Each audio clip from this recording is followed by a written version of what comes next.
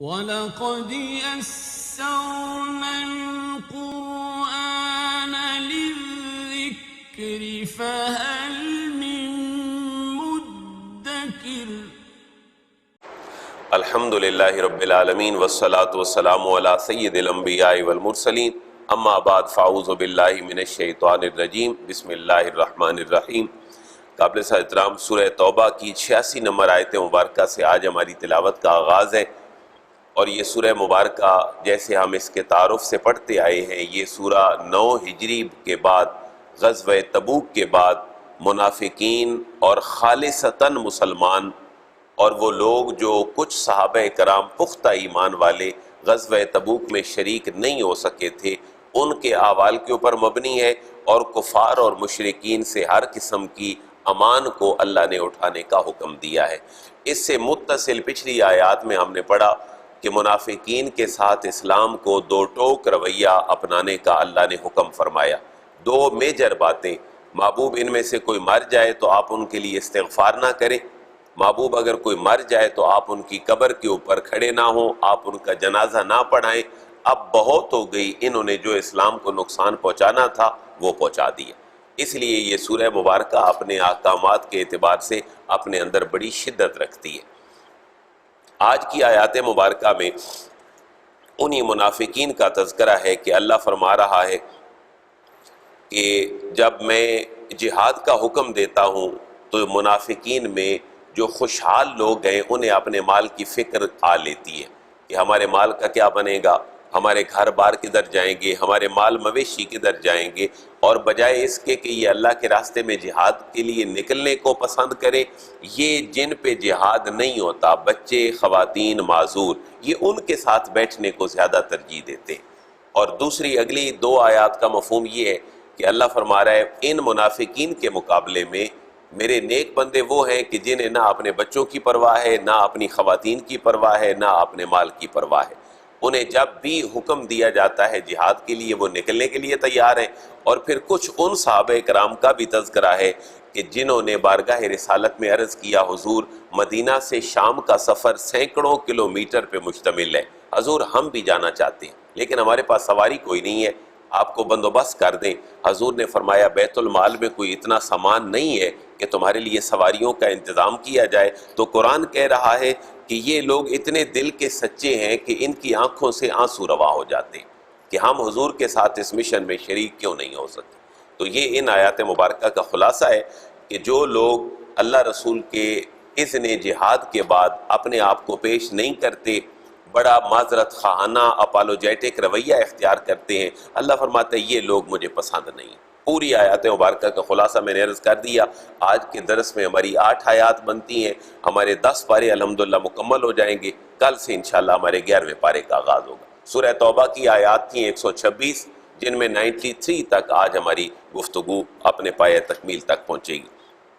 بسم اللہ الرحمن الرحیم وَإِذَا أُنزِلَتْ سُورَةٌ أَنْ آمِنُوا بِاللَّهِ وَجَاهِدُوا مَعَ رَسُولِهِ اسْتَأْذَنَكَ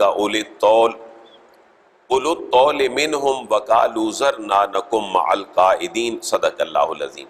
اب آپ ترجمے کی کوشش فرمائیں گے، مفہوم جتنا تھا وہ میں نے عرض کر دیا۔ ایک چھوٹی سی مثال سمجھ لیں کہ بارش برستی ہے تو اس کے لیے پہلے بادل آتے ہیں، پھر ایک خاص انوائرمنٹ بنتا ہے، پھر بارش نازل ہوتی ہے اور بنجر زمین سرسبز و شاداب ہو جاتی ہے۔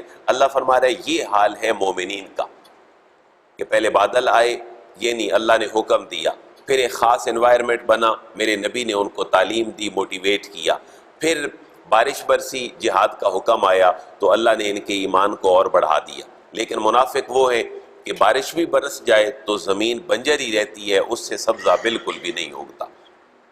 وَإِذَا أُنزِلَتْ سُورَةٌ واو کا معنی اور اذا جب انزلت نازل کی جاتی ہے سورتن کوئی سورت، کوئی حکم اللہ کا جہاد کے حوالے سے، خیر و برکت کے حوالے سے، قربانی کے حوالے سے، ان آمنو کے ایمان لاؤ باللہ اللہ پر، یہ آمنو نہیں ہے بلکہ آمنو ہے۔ آمنو فعل ماضی پاسٹ انڈیفینٹ ہے اور آمنو یہ فعل امر ہے، کسی کو حکم دینے کی بات ہے۔ اگر کوئی صورت نازل ہوتی ہے، اللہ کا کوئی حکم نازل ہوتا ہے کہ آمنو باللہ اللہ پر ایمان لاؤ، وجاہدوا مع رسولہ وجاہدو اور جہاد کرو مع رسول ہی اس کے رسول کے ساتھ ہو کر جہاد کرو.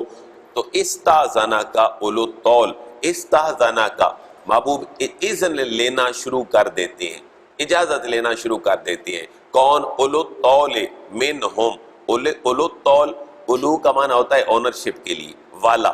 طول کا معنی ہے جس کو اللہ نے بڑے طویل وسیع و عریض مال و دولت دیے ہوں، اس کو اپنے مال سے محبت ہوتی ہے، وہ اجازت طلب کرنا شروع کر دیتے ہیں. جن کو لمبا چوڑا پراپرٹیز اور مال و دولت کا خیال ہوتا ہے، منہم ان میں سے، منافقین میں سے، پھر ان کو پراپرٹیز کی فکر لگ جاتی ہے. وَقَالُوا ذَرْنَا نَكُمْ مَعَ الْقَاعِدِينَ، وَقَالُوا اور کہتے ہیں، ذَرْنَا زر چھوڑ دیجئے، نہ ہمیں، اور حضور کی بارگاہ میں عرض کرتے ہیں ہمیں چھوڑ دیجئے، نَكُمْ مَعَ الْقَاعِدِينَ، نَكُن تاکہ ہم ہو جائیں، مَعَ الْقَاعِدِينَ بیٹھنے والوں میں. حضور ہم نہیں جا سکتے، ہم جائیں گے تو آپ کو پتہ ہے کہ ہمارا کیا بنے گا، فلاں قبیلہ ہمارے اوپر حملہ کر دے گا، ہماری عورتوں کا مسئلہ ہے، ہمارے گھر کے مسائل ہیں، اس لیے ہم نہیں جا سکتے آپ کے ساتھ. ردو بأن یکونوا مع الخوالف وطبع علی قلوبہم فہم لا یفقہون.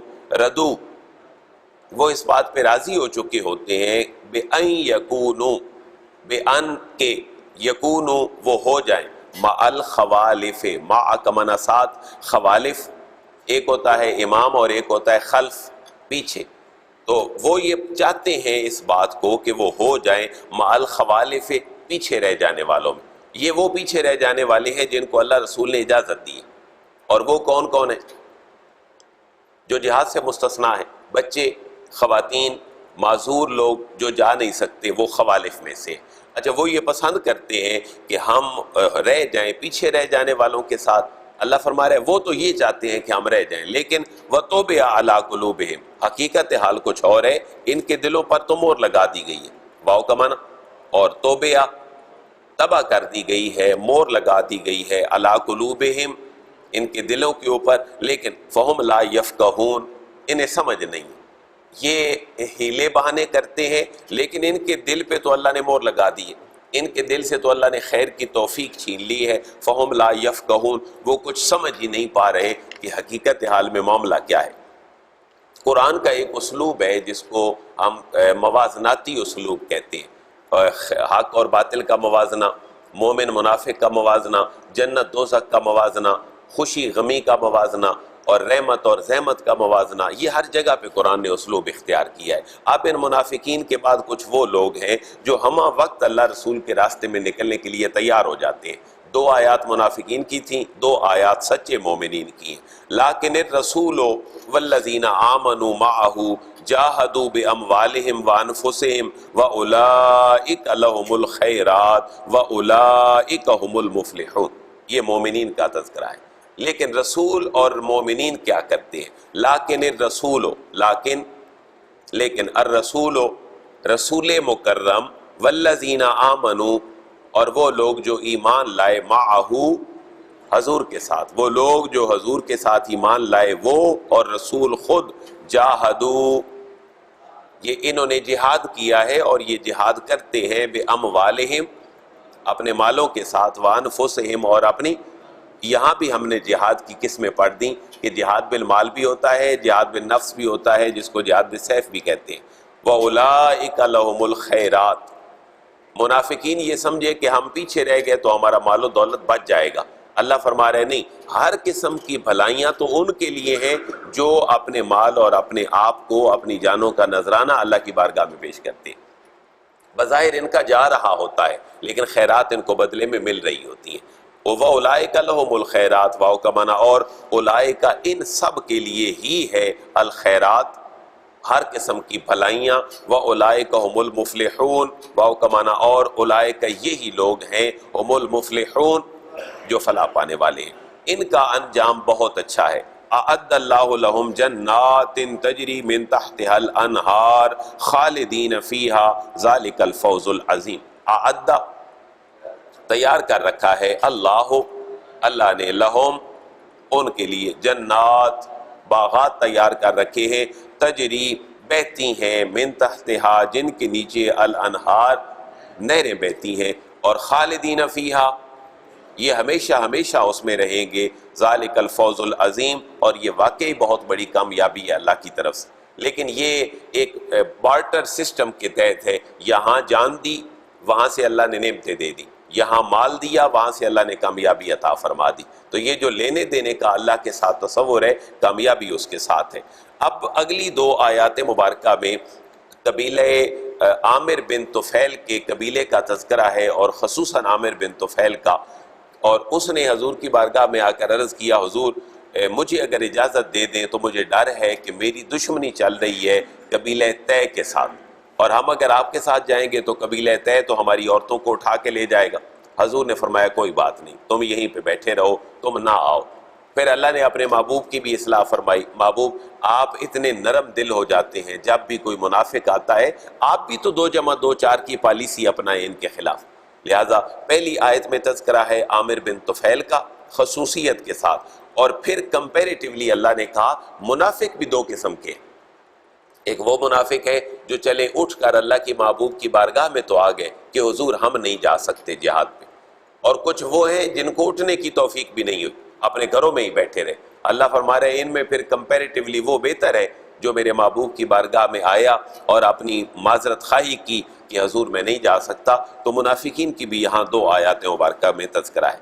وَجَاءَ الْمُعَذِّرُونَ مِنَ الْأَعْرَابِ لِيُؤْذَنَ لَهُمْ وَقَعَدَ الَّذِينَ كَذَبُوا اللَّهَ وَرَسُولَهُ سَيُصِيبُ الَّذِينَ كَفَرُوا مِنْهُمْ عَذَابٌ أَلِيمٌ۔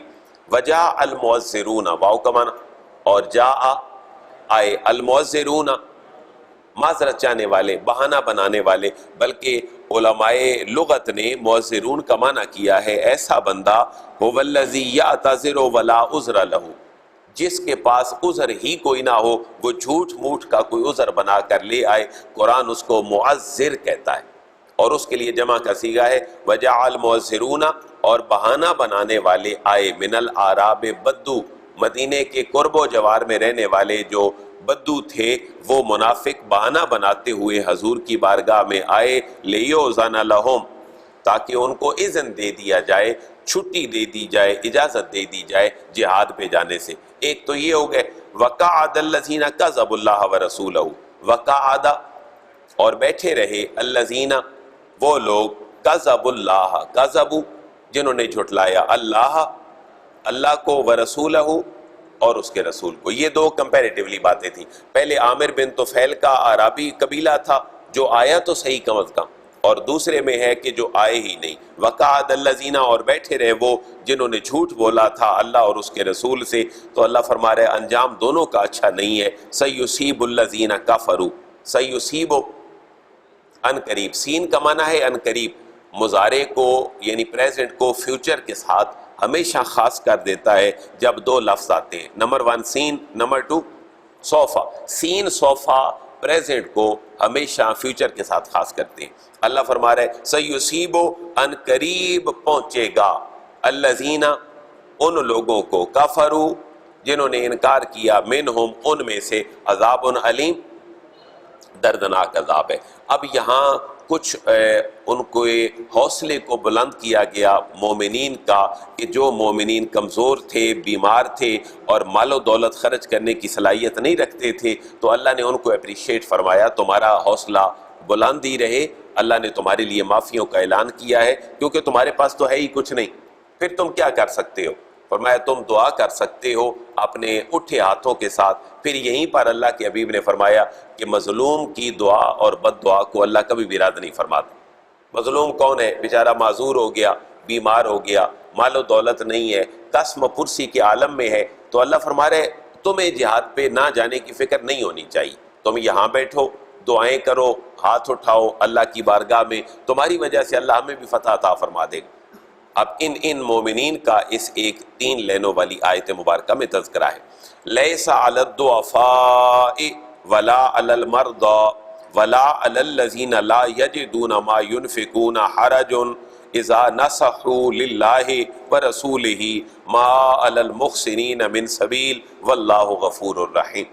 مفہوم میں نے عرض کر دیا، اب ترجمے کی آپ نے کوشش کرنی ہے۔ لیسا نہیں ہے علی پر، الضعفاء ضعیف کی جمع ہے، لیس علی الضعفاء، جو ضعیف لوگ ہیں ان کے اوپر کوئی حرج نہیں ہے، ولا علی المرضى، اور نہ ہی مریضوں کے اوپر کوئی حرج ہے، ولا علی الذین، اور نہ ان لوگوں کے اوپر کوئی حرج ہے، لا یجدون، جو نہیں پاتے ہیں اپنے پاس، ما ینفقون، جو اللہ کے راستے میں خرچ کرے۔ کیونکہ غزوہ تبوک میں آپ نے وہ مشہور واقعہ دیکھا ہے، حضرت صدیق اکبر اپنے گھر کا سارا سامان حضور کی بارگاہ میں لے آئے، جس کے لیے حضرت علامہ اقبال نے مشہور شعر کہا تھا، پروانے کو چراغ ہے بلبل کو پھول بس، اور صدیق کے لیے ہے خدا کا رسول بس۔ یہ وہی تذکرہ تھا۔ اب غریب لوگ کہتے ہیں جی کہ ہم تو دے نہیں سکتے، معذور کہتے ہیں ہم جا نہیں سکتے۔ اللہ فرما رہے دل چھوٹا نہ کرو، تمہارا جتنا اخلاص ہے اللہ رسول سے، اللہ کو یہی بڑا پسند ہے۔ تم نہ بھی نکلو گے تو اللہ فتح عطا فرما دے گا۔ ولا علی الذین، اور نہ ان لوگوں پر کوئی حرج ہے، لا یجدون، جو نہیں پاتے مال اتنا، ما ینفقون، جس کو وہ خرچ کر سکیں، حرج، ان کوئی حرج نہیں ہے۔ اب تین باتیں ہو گئیں، ضعیفوں کے اوپر کوئی حرج نہیں ہے، نمبر 2 مریضوں پہ کوئی حرج نہیں ہے، نمبر 3 جن کے پاس پیسہ نہیں ہے ان کے اوپر کوئی حرج نہیں ہے۔ لیکن حرج کیوں نہیں ہے؟ اذا نسخوا للہ ورسولہ، اذا اس لیے حرج نہیں ہے کہ نسخوا، یہ بڑے مخلص ہو کر بیٹھے ہیں، بڑے ناصح ہیں یہ للہ، اللہ کے لیے، ورسولہ، اور اس کے رسول کے لیے بڑے مخلص ہیں، بیٹھے گھروں میں ہیں لیکن اللہ رسول کا انتہائی اخلاص کے ساتھ معاملہ اللہ اور اس کے رسول کے ساتھ کرتے ہیں۔ آپ نے ایک لفظ سنا ہوگا توبۃ النسوح، توبۃ النسوح کا معنی کیا ہے؟ اتنی نصیحت کے ساتھ توبہ کرنا۔ نصیحت کا لغوی معنی ہے خیر خواہی۔ جیسے ایک حدیث مبارکہ ہے بڑی مشہور کہ سرکار دو عالم نے فرمایا الدین النصیحہ، دین تو خیر خواہی کا نام ہے۔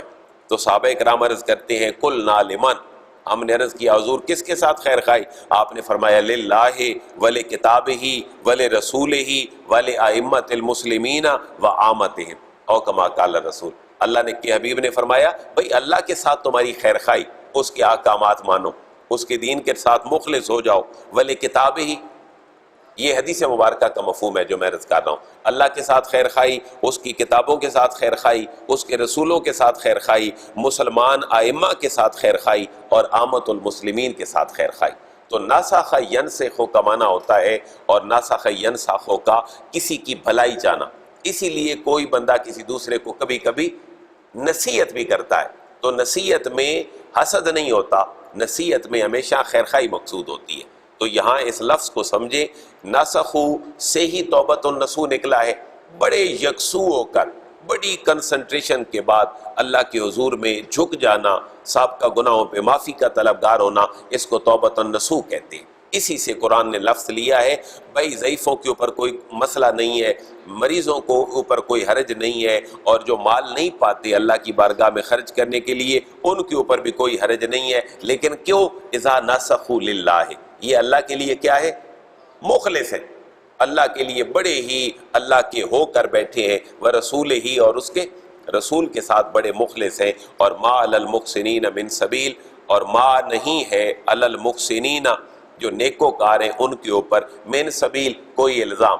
جیسے ہم کہتے ہیں نا بھائی آپ کے اوپر کوئی گلہ نہیں، کہیں کوئی فیملی کے فنکشن پہ بندہ شریک نہیں ہو سکا، اس نے اپنا عذر پیش کیا، آپ کو پتہ ہے جی میرے گھر کے حالات ٹھیک نہیں ہیں، تو بندہ کہتا ہے جی آپ کے اوپر کوئی گلہ نہیں ہے، آپ کے اوپر کوئی شکوہ نہیں ہے، بس آپ نے اتنا کہہ دیا تو بات کافی ہے۔ قرآن نے بھی یہی اسلوب اپنایا، بھائی جو نیکوکار لوگ ہیں، ما نہیں ہے علی المحسنین، ان نیکوکاروں پر، من سبیل، کوئی الزام، بھائی آپ کے اوپر کوئی گلہ کوئی نہیں ہے، مریض ہو تم آ نہیں سکتے، اور اپاہج ہو تم آ نہیں سکتے، تمہارے پاس پیسہ نہیں ہے کہ خرچ کر سکو، بس تم للہیت سے مسلمانوں کے لیے دعا کرتے رہو۔ اور چوتھا بندہ جس کے اوپر اللہ رسول کو کوئی حرج نہیں ہے اور کوئی شکوہ نہیں ہے، وہ کون ہے؟ وَلَا عَلَى الَّذِينَ إِذَا مَا آتَوْكَ لِتَحْمِلَهُمْ قُلْتَ لَا أَجِدُ مَا أَحْمِلُكُمْ عَلَيْهِ تَوَلَّوْا وَأَعْيُنُهُمْ تَفِيضُ مِنَ الدَّمْعِ حَزَنًا أَلَّا يَجِدُوا مَا يُنْفِقُونَ۔ مفہوم میں عرض کر دیتا ہوں، ترجمہ آپ نے کرنا ہے۔ محبوب، ان لوگوں کے اوپر بھی ہمیں کوئی اعتراض نہیں ہے، ان لوگوں کے اوپر بھی کوئی الزام نہیں ہے جو آپ کے پاس آئے کہ حضور ہم حاضر ہیں، لیکن حضور ہمارے پاس سواری کوئی نہیں ہے، اور ہم نے چل کے جانا ہے مدینے سے شام، اور یہ سفر بنتا ہے رومیوں کے خلاف، یہ چونکہ غزوہ تبوک تھا تو حضور ہم نے چل کے جانا ہے مدینے سے روم، اور مدینے سے روم کا جو سفر ہے وہ سینکڑوں کلومیٹر ہے اور میلوں پہ مشتمل ہے، فرسخ پہ مشتمل ہے۔ حضور ہم کیسے جائیں گے؟ ہمیں کو سواری دے دیجئے، ہم آپ کے ساتھ حاضر ہیں۔ اب اللہ کے حبیب نے فرمایا میرے پاس اتنی وسعت نہیں کہ تمہیں سواری دے دی جائے۔ تو صحابہ جب واپس جا رہے تھے تو آنکھوں میں آنسو روا تھے۔ اللہ فرما رہا ہے مجھے تو ان لوگوں سے بھی کوئی شکایت نہیں ہے، کم از کم اپنا تن من دن پیش تو کر دیا ہے، منافقین نے تو یہ بھی نہیں کیا۔ ولا علی الذین، واو کا معنی اور لا نہیں ہے، اس کے ساتھ وہی لفظ پڑھیں حرجن، ولا حرجن، اور کوئی الزام نہیں ہے، کوئی دوسری بات نہیں ہے، علی الذین، ان لوگوں کے اوپر اللہ اور اس کے رسول کو، کب؟ اذا ما آتو کا، اذا جب، ما آتو کا جب وہ آئے، آتو کا آپ کے پاس محبوب جب وہ حاضر ہوئے، کب؟ کیوں؟ لتحملہم، لتحملہم حمل سے نکلا ہے بوجھ اٹھانا، حضور ہمارے بوجھوں کے اٹھانے کا کوئی سبب کر دیں، ہم کسی سواری کے اوپر چلے جائیں، کوئی ہمیں ایسی سواری مل جائے جو وہاں پہنچا دے، لتحملہم تاکہ آپ سوار کریں انہیں۔ تو محبوب قلتا، آپ نے کہا ان کو، لا اجدو، میں نہیں رکھتا، میں نہیں پاتا اپنے پاس، ما احملکم علیہ، جس کے اوپر میں سوار کروں تمہیں، میرے پاس تو ایسی کوئی چیز نہیں ہے۔ تو تولو، وہ واپس لوٹ پڑے، محبوب آپ کی خدمت میں آئے، سب کچھ پیش کیا، آپ سے سواری نہیں ملی تو واپس لوٹ پڑے، لیکن واپس کب لوٹے؟ آیونہم تفید من الدمع حزنا، وآیونہم، واو کا معنی اور، عین کی جمع ہے آیون، عین کہتے ہیں آنکھ کو، وآیونہم، اور ان کی آنکھیں، تفیدو بہا رہی تھیں، من الدمع آنسو، عربی میں آنسو کو کہتے ہیں دمعن۔ اسی طرح قصیدہ بردہ شریف میں ایک شعر بھی ہے کہ من مقلۃ من دمی، اس طرح کے الفاظ ہیں کہ آنسو جو ہیں وہ اپنی آنکھوں سے بہا رہی ہوتی ہیں ان کی آنکھیں، حزنا، افسوس کی وجہ سے۔ حضور ہم آپ کے ساتھ نہیں جا سکے، آپ نے قربانی کا کہا ہم پیش نہیں کر سکے حضور، اس لیے ہمیں دکھ ہے اس بات کے اوپر، ان کی آنکھیں جو ہیں وہ پرنم ہیں، حزنا، اور وہ اپنے حزن میں مبتلا ہیں۔ وجہ کیا ہے؟ اللہ یجدو ما ینفقون، اللہ یجدو، کہ وہ نہیں رکھتے اپنے پاس، ما ینفقون، جو وہ خرچ کر سکیں۔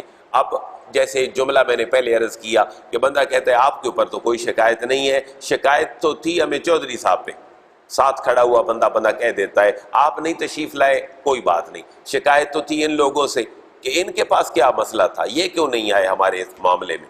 تو اللہ فرما رہا ہے ہمیں اعتراض اگر ہے تو ان لوگوں کے اوپر ہے جو منافقین ہیں۔ انما السبیل علی الذین یستأذنونک وهم اغنیاء رضوا بان یکونوا مع الخوالف وطبع اللہ علی قلوبہم فهم لا یعلمون۔ ترجمہ فرمائیں گے انما، بے شک، السبیل، الزام کی بات ہے، اعتراض کی بات ہے، اللہ فرما رہے ہیں محبوب بے شک اگر کوئی اعتراض ہے ہمیں تو علی الذین، ان لوگوں کے اوپر ہے، یستأذنونک، یستأذنون، جو اجازت طلب کرتے تھے، کا آپ سے، محبوب اعتراض تو ان سے ہے کہ جو آپ سے اجازت طلب کرتے تھے، وہم اغنیاء، حالانکہ یہ بڑے غنی قسم کے لوگ تھے، ان کے نوکر چاکر تھے، پیسہ تھا، مال و دولت تھا، یہ اپنے گھر کے کام کاج چلا سکتے تھے، اللہ نے وسعت دی تھی، لیکن یہ نہیں آئے۔ اللہ فرما رہا ہے ہمیں اعتراض ان لوگوں کے اوپر ہے، اور ردو، یہ راضی ہو گئے تھے، بِأَن یکونوا، کہ یہ ہو جائیں، مال خوالف، پیچھے رہ جانے والے، انہوں نے یہ پسند کیا تھا کہ ہم بیٹھنے والوں میں رہیں گے، لیکن اللہ فرما رہا ہے اسی جملے کی ریپیٹیشن ہے، وَطَبَعَ اللَّهُ عَلَىٰ قُلُوبِهِمْ، واو کا معنی اور، تابع، مور لگا دی ہے اللہ نے، عَلَىٰ قُلُوبِهِمْ، ان کے دلوں کے اوپر، فَهُمْ لَا يَعْلَمُونَ، فا کا معنی پس، ہم یہ سارے کے سارے، لا یعلمون، جانتے نہیں، علم یعلم کا معنی ہے علم رکھنا، جاننا، وہم لا یعلمون۔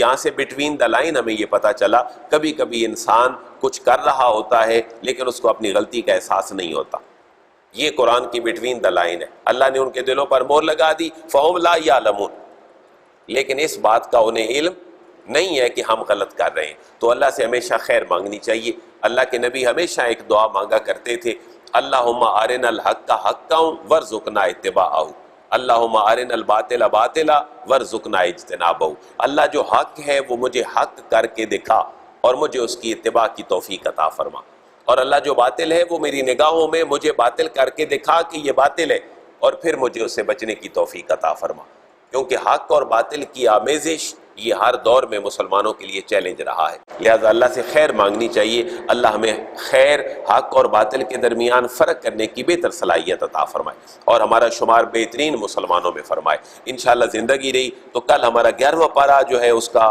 آغاز ہوگا، یا تعذرون الیکم۔ اب وہ یہاں سے وہ باتیں شروع ہوگی کہ جس میں کچھ مسلمان نہیں جا سکے تھے جہاد پہ، جن کے لیے اللہ نے یہ پوری سورت نازل فرمائی تھی، سورہ توبہ، ان کا اب بیان انشاءاللہ اگلی آیات مبارکہ میں شروع ہوگا۔ اللہ تعالیٰ ہمیں عمل کی توفیق نصیب فرمائے۔